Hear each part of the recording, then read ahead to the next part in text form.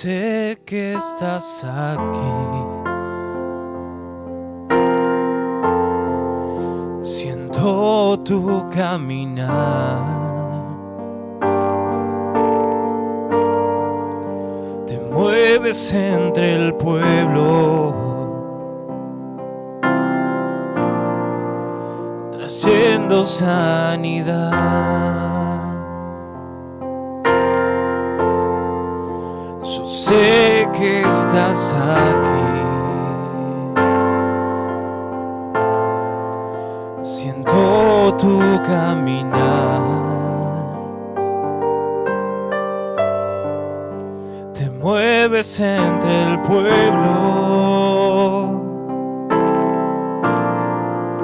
trayendo sanidad.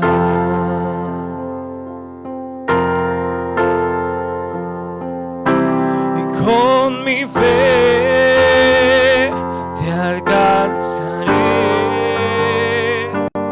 Con mi fe te tocaré. Mi milagro recibiré. Y sé que transformado yo seré. Paz y gracia de nuestro Señor Jesucristo sea con cada uno de ustedes que nos están mirando desde sus hogares. Les habla Emiliano Tomás y bueno, agradecido a Dios por esta modalidad, por lo menos que tenemos de llegar hasta sus hogares compartiendo la palabra de nuestro Señor Jesucristo. Quiero compartir la palabra en el libro de San Mateo, capítulo 8, versículo 8. El título de esta palabra tiene la fe del centurión.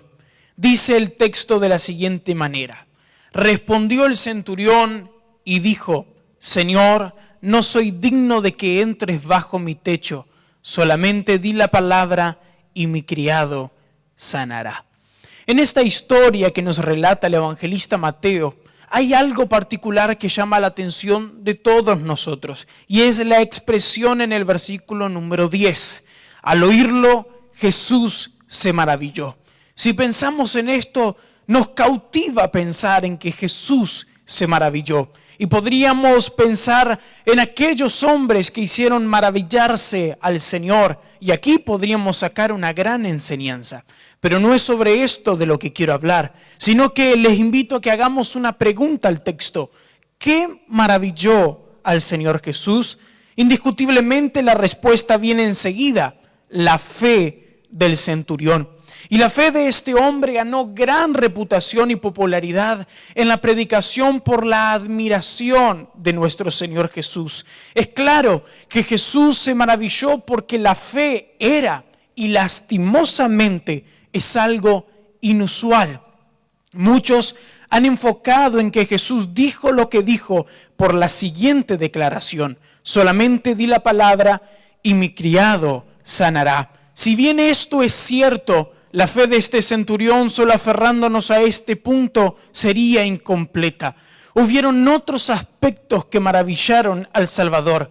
Y quiero que podamos analizar 3 puntos de la fe del centurión si el tiempo nos alcanza. Primero que nada, dice el texto: solamente di la palabra. Esto es una declaración que muchos han predicado, y como es grande su verdad, no la voy a pasar por alto. Esto sin duda llamó la atención de Jesús y llama nuestra atención también, no solo por lo que dijo, no solamente por haberlo dicho o por lo que significa, sino porque este centurión estaba convencido y seguro de lo que estaba diciendo. Cuando él dijo solamente di la palabra, él estaba diciendo todas las cosas están sometidas a tu voluntad.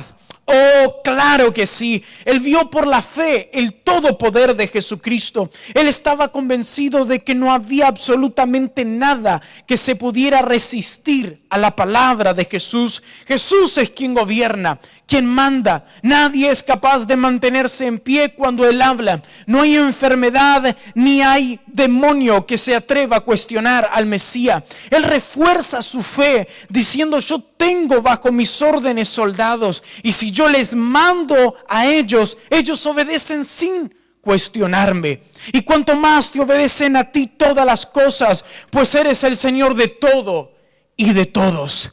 Oh, si este centurión hubiese estado cuando Jesús calmó el mar y el fuerte viento, él no se sorprendería como lo hicieron sus discípulos, que dijeron: ¿qué hombre es este que aún el mar y el viento le obedecen? Su fe ya había visto que para el Cristo todas las cosas estaban sometidas a su voluntad. Oh, indudablemente él estaría seguro de antemano que suceda lo que pasó con el endemoniado gadareno. Ese espíritu inmundo gritó postrándose de rodillas: ¿qué tienes conmigo, Jesús, Hijo de Dios, del Dios Altísimo? Te conjuro que no me atormentes. Le imploraban, ya que ellos eran muchos. Le imploraban que Jesús le diese la orden para que fuesen a los cerdos, porque todo está sometido a la voluntad de Jesús. Oh, sí, este centurión lo sabía. Él veía con los ojos de la fe. Toda rodilla dóblese y confiese que Jesús es el Señor, porque todas las cosas las sujetó el Padre debajo de sus pies. Cuando este centurión decía solamente di la palabra, él también estaba diciendo: todas las cosas fueron hechas por el poder de tu palabra. Este centurión romano estaba viendo por la fe lo mismo que el apóstol Juan escribió: en el principio era el verbo, y el verbo era con Dios, y el verbo era Dios. Todas las cosas por Él fueron hechas, y sin Él nada de lo que ha sido hecho fue hecho. Es como al principio, oh gran verbo, decía este centurión, cuando tú, que eres de la palabra viva, diste la orden para que este mundo de la nada se ha hecho. Sí, por el poder de tu palabra lo hiciste. Así, Hijo de Dios, solamente di la palabra y mi criado sanará, porque en Él fueron creadas todas las cosas, las que hay en el cielo y las que hay en la tierra, visibles e invisibles. Y si tú creaste la naturaleza y ella obedeció al sonido de tu voz, ¿qué es esta enfermedad? Por lo tanto, Salvador, solamente di la palabra y mi criado sanará. Es exactamente igual cuando ya en Ezequiel capítulo 37 el profeta fue llevado en el espíritu a un valle de huesos secos, y dice que él miró y el Señor le preguntó: ¿vivirán estos huesos? Y la respuesta de Ezequiel es tan perfecta. Él dice: Señor, ¿quién soy yo para saber esto? Solamente tú lo sabes. De forma que el Señor le dijo: entonces di, profetiza y di: palabra de Jehová es esta. Y profetizó sobre los huesos, y ellos se unieron formando así un esqueleto, pero aún no tenían carne, no tenían músculo, tendones. Entonces el Señor le dijo a Ezequiel: di, oíd palabra de Jehová. Y fueron criados sobre ellos tendones, carne, músculo, todo lo que se necesitaba. Luego también profetizó sobre el espíritu, pero no era del hombre, no era de Ezequiel, era la palabra de Dios, porque todas las cosas fueron hechas por el poder de tu palabra. Cuando este centurión estaba diciendo solamente di la palabra, él también estaba diciendo: todo se sustenta por el poder de tu palabra. No solamente formaste todas las cosas por tu palabra, sino que las mantienes viva y en funcionamiento por el poder de tu palabra. Oh Señor, tú creaste la lumbrera mayor, pero también es por tu palabra es que se sustenta con un fuego abrasador. Solo por tu orden es que nace todos los días en el este y se oculta en el oeste por las tardes. Tú formaste al hombre, pero es por tu tronante voz que éste respira cada día, porque tú lo sustentas. Si dejaras de darnos el favor de tu palabra para sustentarnos, moriríamos automáticamente pereciendo en nuestras maldades y pecados. Sí, yo lo veo por la fe. Todas las cosas se mantienen por la palabra de tu poder, por la palabra que es la vida, y por el poder de tu palabra la vida de mi criado todavía permanece en él. Y si solo dices la palabra, se conservará la vida y la completa salud de mi criado. No es del hombre sostener su prosperidad, es el poder de las órdenes de Dios que no cae su estabilidad. Como con Job, ¿se acuerdan? Si Dios quitara el favor como lo hizo con él y da la orden al destructor, ¿quién podría estar en pie en esta tierra? Tanto sustentas el universo que ni siquiera el pelo de nuestra cabeza cae si tú no das la orden, ni siquiera las hojas de los árboles. Oh sí, todo se sustenta por la palabra de tu poder. Por eso, Señor, yo lo creo, decía este centurión, solo di la palabra y mi criado sanará. Pero además, cuando él dijo solamente di la palabra, él también estaba diciendo tu palabra no tiene límites. Y tal vez esta es la expresión que a mí más me gusta. Solo di la palabra. Tú estás aquí, mi criado está allá. Pero ¿qué es la distancia para la fuerza de la potencia de tu voz? ¿No hablas tú y tiembla toda la tierra? ¿No ordenas desde tu altísimo trono en los cielos y la naturaleza se curva? Pues solo di la palabra y mi criado sanará en el acto. Lo que hables aquí retumbará allá. Y si lo dices hoy, quedará dicho por toda la eternidad. Oh, la palabra del Hijo del Hombre no solo no tiene límites en distancia. Si Él lo dijo aquí, hasta la China se oirá. Sino que también no tiene límites en tiempo y edades. Lo que Él dijo hace 2000 años tiene el mismo poder ahora. La palabra de su poder trasciende los tiempos. Sus dichos registrados en los evangelios tienen la misma potencia que cuando sus labios terminaron de hablar, porque es su palabra. Cielo y tierra pasará, pero jamás pasará su palabra. Toda la Biblia es el consejo de Dios y es útil para enseñar, redarguir, para corregir y para instruir en justicia. Es su voz y palabra misma. No hay hombres dignos de honra acá.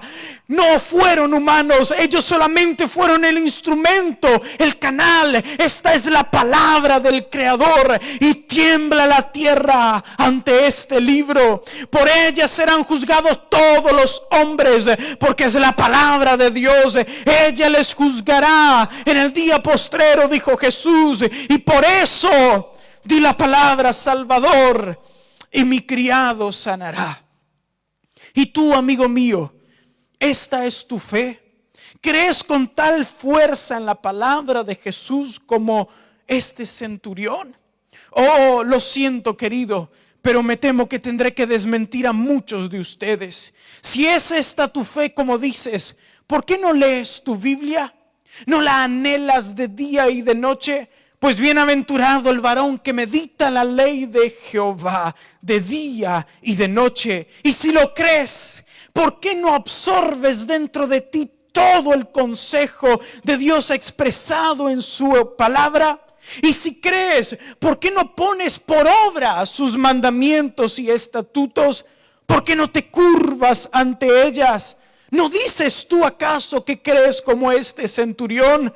Pues tus actos y frutos demuestran totalmente lo contrario. Debemos reconocer que perdimos la fe en la palabra del Señor. Si me dices que no es así, ¿por qué te deleitas más en escuchar los coros que la palabra predicada? ¿Por qué te duermes y se te hace pesada la predicación?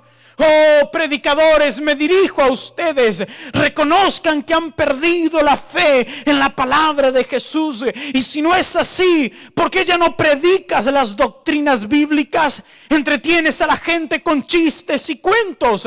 Hablas de cosas infladas, de filosofía, ciencia y arte. ¿Por qué no predicas arrepentimiento, justificación, santificación y nuevo nacimiento?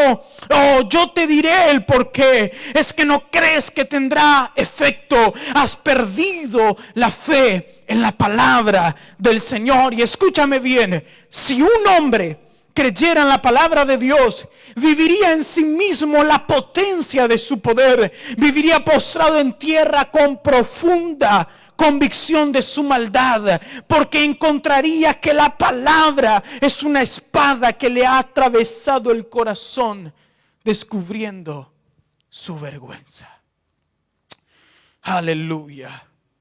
Analizando así el primer punto de la fe de este centurión, les invito a que podamos analizar el segundo punto de la fe de este centurión. En el versículo número 5 dice: vino a él un centurión rogándole. Quiero hablarles de la fe de ir hasta Jesús. Este hombre no pertenecía al pueblo de Israel. Hablemos un poquito de él. Era un gentil, y más que eso, era un romano. Y más que eso, él era un centurión, un general del ejército del imperio romano. Tenía unos 100 hombres a su mando. Y más que eso, era enemigo de Israel, de los judíos. Por ende, era enemigo de Jesús. ¿Cómo se atrevía este hombre a acercarse al maestro? ¿Recuerdan esa mujer que se acercó a Jesús, esa mujer gentil, la cananea? Ella le pidió a Jesús misericordia por su hija que estaba gravemente atormentada por un espíritu. El Señor hizo caso omiso a lo que ella le estaba diciendo, o sea que escuchó pero no le respondió, hasta que en un momento sus discípulos le dijeron: Señor, despídela porque da voz atrás de nosotros. Y escuche, el Señor le dijo: no soy enviado sino a las ovejas perdidas de la casa de Israel. Y más abajo le dijo una expresión fuerte: no se debe tomar el pan de los hijos y echárselo a los perros. El Señor le estaba llamando a esta mujer de perra. ¿Y cuánto más este centurión? Pero no pongamos un título que el Señor no le dio. Pero como él era gentil, digamos que él también era considerado como un perro. Jesús dijo: no deis lo santo a los perros, ni echéis vuestras perlas a los cerdos. ¿Cómo fue capaz de acercarse hasta Cristo? Pero veamos el otro lado ahora, la otra cara de la moneda. Él era romano y Jesús judío. Él era centurión y Jesús un carpintero, un aficionado predicador. ¿Cómo es que él, este centurión, siendo superior entre comillas, se acercaba rogando a alguien que era inferior? Este centurión era respetado y era un representante de la autoridad y el orden. Jesús era un hombre común que ni siquiera sus hermanos creían en él. Solo hay una explicación de cómo fue capaz de acercarse a Jesús. Esto fue por su fe. Él sabía exactamente quién era Jesús y quién era él. Conocía su pobreza y la riqueza que había en el Mesías. Pero esto es tema para hablar sobre el tercer punto de la fe de este centurión. Analicemos la fe de ir hasta Jesús. Esta fe es tener fe en la misericordia de Jesús. Oh, este hombre sabía que el Señor no debía escucharlo, pero él estaba seguro que Dios escucha a quien le busca. Por tanto, acerquémonos cada uno confiadamente al trono de la gracia. Este hombre que tenía fe de acercarse hasta Jesús replica en la fe de acercarse seguro que Jesús le oiría. Esta fe es aquella que el cristiano necesita para buscar a Dios en oración. Este hombre, no sé si se acercó buscando una respuesta, pues el texto no muestra ninguna pregunta. Él solamente declaró con fe su situación. Gritó ante la multitud: mi criado está postrado en casa, paralítico, gravemente atormentado. Y fue por la fe en que Jesús le oiría que el Salvador contestó así: yo iré y le sanaré. Debemos acercarnos a Jesús seguro que Él nos oirá. El Señor no se agrada, escuche, ni escucha una oración tal como aquella que empieza: Señor, no sé si estás aquí o si me oyes, pero de todas formas aquí estoy. Oh, eso es basura. Debemos acercarnos a Él con completa fe de que Él nos oirá. Consecuente a la fe de ir hasta Jesús, este hombre se acercó hasta el Salvador completamente vacío de sí mismo. Dejó a un lado quien él era, su reputación, su altura. Él no rogaba, sino que daba orden. Él era un general, pero se vació completamente y fue rendido hasta Jesús. Vino a él un centurión rogándole. Debemos acercarnos a Jesús vacíos de nosotros, en el sentido de de despojarnos de nuestra avaricia y arrogancia, nuestro orgullo y estatus. Nuestro corazón debe estar tan rendido que el Señor, al oír nuestro clamor, vea un corazón contrito y humillado. ¿Qué dirán los demás que un romano implore a un judío? Le podrían decir a este hombre: oh, pero ¿quién soy yo?, diría este centurión. Si me quitase este uniforme de soldado romano, soy el hombre más miserable que pueda existir. Y teniendo este uniforme, soy el hombre más miserable, creyéndome ser alguien. Pero me acercaré a Él, porque Él es rey. Le rogaré y sé que me oirá. Y tú, que eres hijo de Dios, llamado cristiano, ¿te acercas así en oración a tu Señor? Cuando doblas tus rodillas, ¿crees con toda la mente y el corazón que Él te está oyendo? ¿Cómo te acercas a Jesucristo? ¿Rogándole totalmente vacío de ti mismo? ¿O encuentras que hay cierta soberbia en tus palabras? ¿No te has dado cuenta que pedís y no recibís porque pedís mal? ¿Crees en el amor que Él tiene para oírte? ¿Tienes fe y noción de la misericordia de Jesús? ¿Has experimentado su favor? Oh, este hombre era un impío, un enemigo de Dios, totalmente ajeno a la vida de Dios, pero su fe era grande. Jesús le respondió y sanó su criado. ¿Cómo es que tú, siendo hijo, no crees en esto para acercarte a tu Padre? Si tú, siendo hombre malo, sabes dar buenas cosas a tus hijos, ¿cuánto más el Padre Celestial no te dará que Él es bueno? Pedid y se os dará, buscad y hallaréis, llamad y se os abrirá. Esa es la voz de tu Señor hablándote en este día. Con razón el Salvador dijo: cuando venga el Hijo del Hombre, ¿hallará fe en la tierra? No tienes fe, ese es tu problema. Es por eso que hay parálisis y grave tormento en tu casa. Pero ahora me dirijo a ti, amigo, que no crees o que no eres cristiano, por lo cual no eres hijo de Dios. Oh, pero si te acercas esta noche al Salvador con gran fe de que Él te oye y que hay en Él abundante misericordia, de seguro Él te responderá. Él camina hoy por tu casa. ¿Te quedarás mirándole pasar? ¿Dejarás que tu uniforme de soldado no te permitan acercarte al dueño de la vida? El orgullo y la obstinación serán más grandes que el tormento que hay en tu hogar. Pues sí, estás en parálisis y grave tormento. Ojalá yo tuviese el tiempo para demostrártelo. Y solamente cuando te des cuenta de tu gran pobreza, será cuando veas a Jesús. Pero hoy hay oportunidad. Mañana, quién sabe, solamente el Señor. Acércate a Él hoy totalmente rendido y seguro de su misericordia y hallarás su favor y sanidad.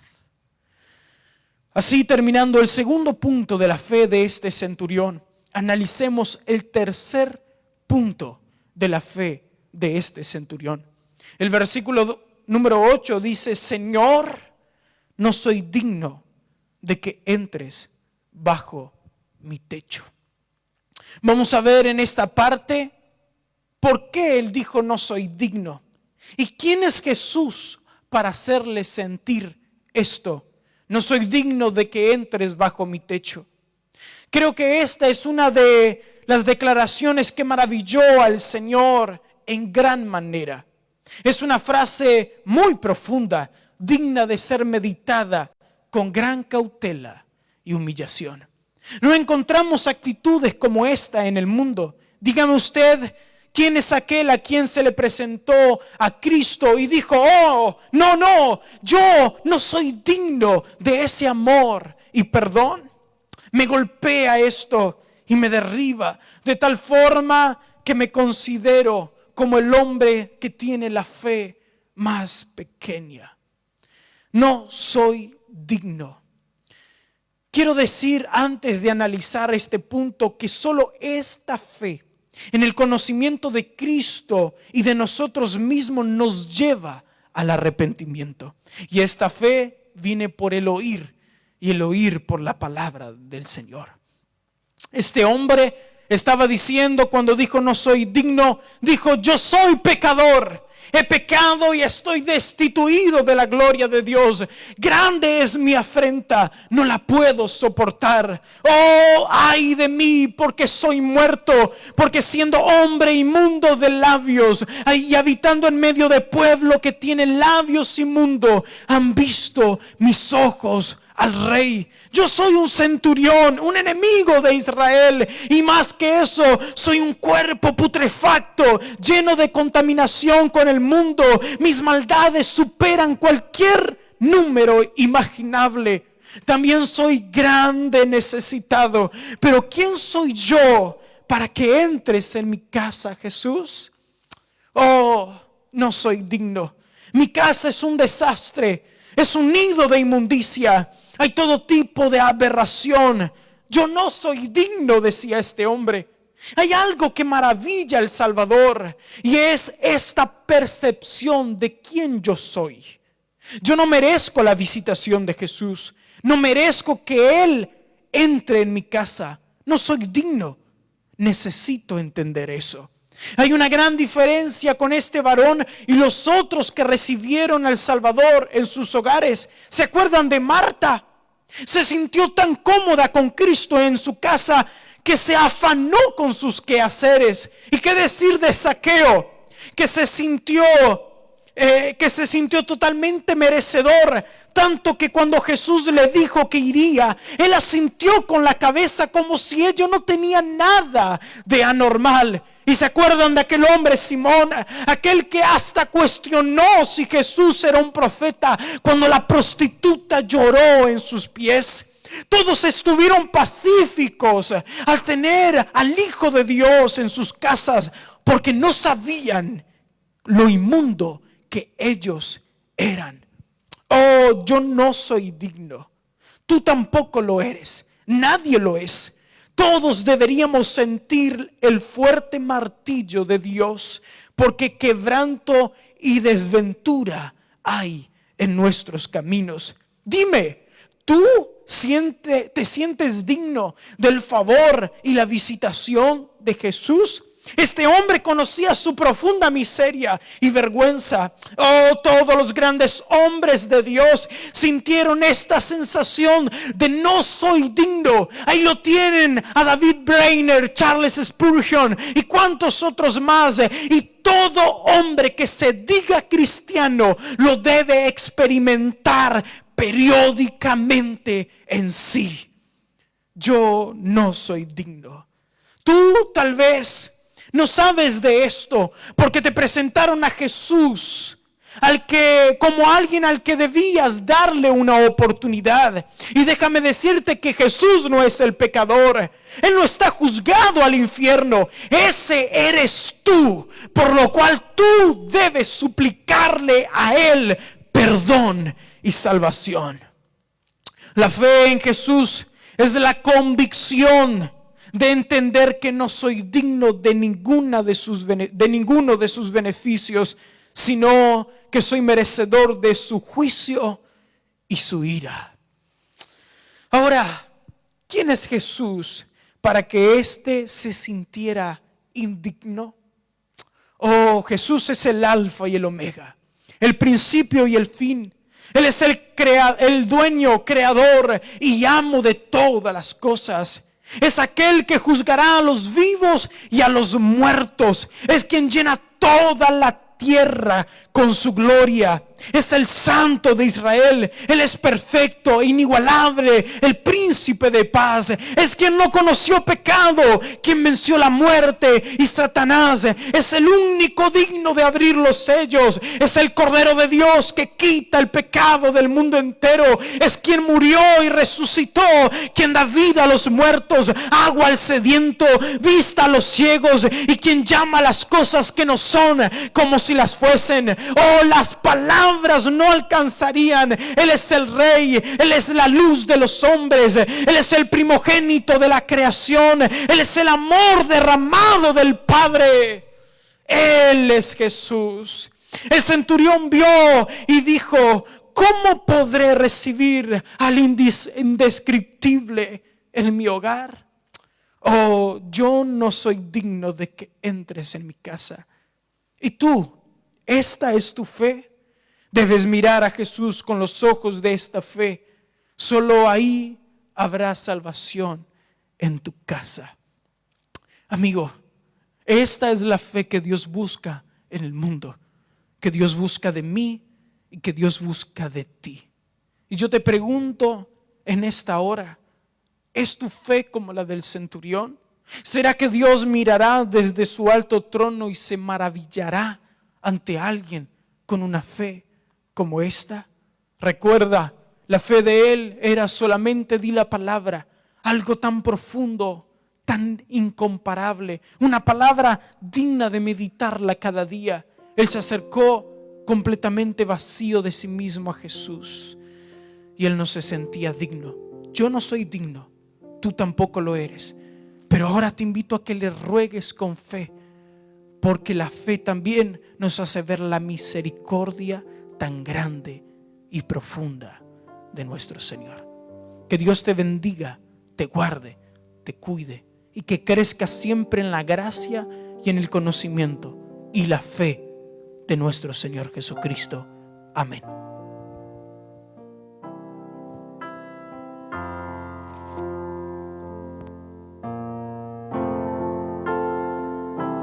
Con mi fe,